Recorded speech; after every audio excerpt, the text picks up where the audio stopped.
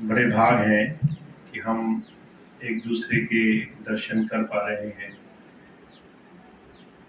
मुझे बड़ी खुशी है कि 10 वर्ष से भी ज़्यादा हो गए उसके बाद आप सब संगत के दर्शन करने का, मिलने का मुझे मौका मिल रहा है।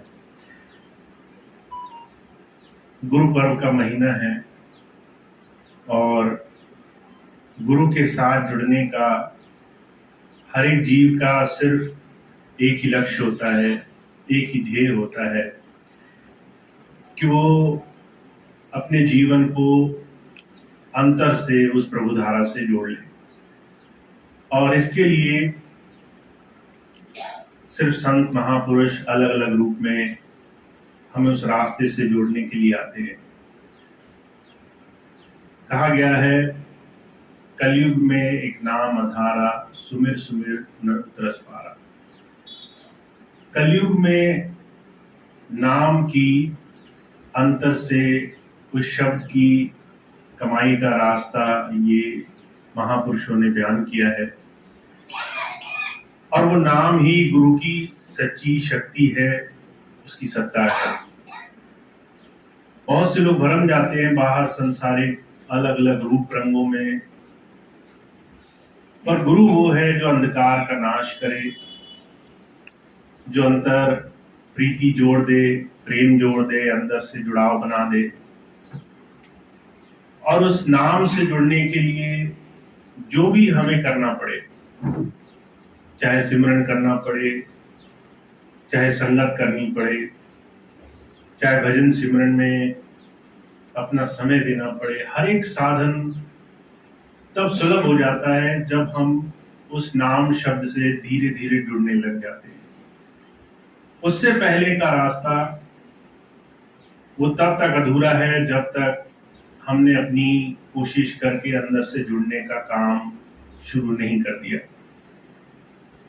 तो गुरु वो है जो अंदर है, गुरु कुम्हार सिख कुंभ है, गड़गड़ काड़े कोट, अंदर हाथ उभारता बाहर देता चोट। इसलिए विश्वास बनाकर रखना है, क्योंकि दुनिया की कितनी भी विपत्ति हो, परेशानी हो, तकलीफ हो, वो गुरु की उस प्रभु सत्ता की मौज से, उसकी रजा से अलग नहीं है। मुझे याद है बहुत से लोग स्वामी जी के पास जाया करते थे, कहते थे स्वामी जी तकलीफ बहुत है, परेशानी बहुत है।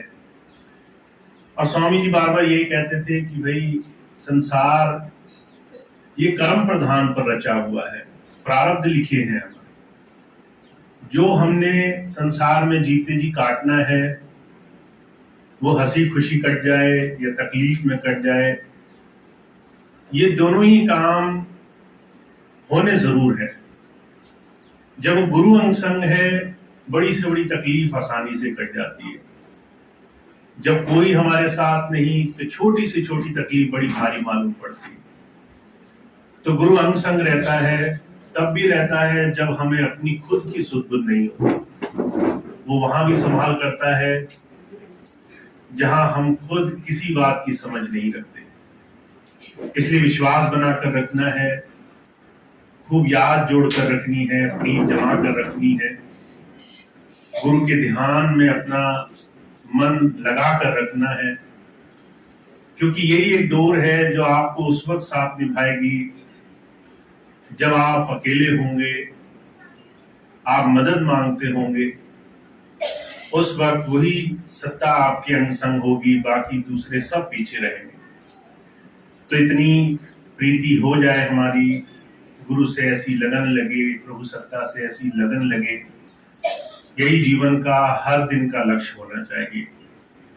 और सुबह शाम जो भी वक्त हमें मिले, इस प्रीति को, गुरु की याद को, गुरु के सिमरन को मन में बसाने के लिए वो करना हमारे जीवन का, हमारे समय का सबसे उपयोगी, सबसे जरूरी हिस्सा है। इसलिए मैं हमेशा एक ही बात कहता हूं, आप पे कुछ भी और ना हो, पर थोड़ी थोड़ी देर याद बना करके दुनिया का कोई काम शुरू करो। कोई भी काम करना है, उस सदगुरु की, उस नाम की याद बना लो, 2-3 बार सिमरन कर लो, गुरु को याद कर लो, एक बार समर्पण भाव से उसके आगे अपनी तमाम चिंताएं सौंप दो और सारी चिंताएं उसके ऊपर सौंप करके निश्चिंत हो जाओ।